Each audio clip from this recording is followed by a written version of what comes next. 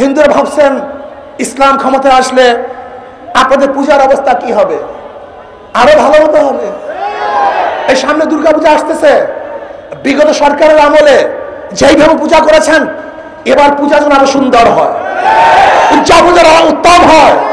আমরা ধারণ করবো। কোন মুসলমান মন্দির আক্রমণ করে না, কোন মুসলমান বিজাতির আক্রমণ করে না। মুসলমান আসছে এখানে নাস, গোটা মানুষের মুক্তির জন্য, গোটা মানুষকে শান্তি দেওয়ার জন্যই ইসলাম দুনিয়াতে আসছে। আসুন, ভালো লোকগুলি যেখানে আছেন, মানিমুক্তা হীরকখণ্ডগুলি যেখানে যেখানে আছেন, সমস্ত হীরকখণ্ডগুলি মানিমুক্তাগুলি ইসলামী আন্দোলনের ছায়াতলে চলে আসুন। সবাই সম্মিলিতভাবে দেশটাকে গর্ব, আগামী দেশ ইসলামের দেশ, আগামী দেশ হাত পাকা জিন্দাবাদের দেশ। আমাকে এবং আমাদের সবাইকে ইসলাম হুকুমত কায়েম করার জন্য সবাই ঐক্যবদ্ধভাবে চেষ্টা করার তৌফিক দান করেন আল্লাহ।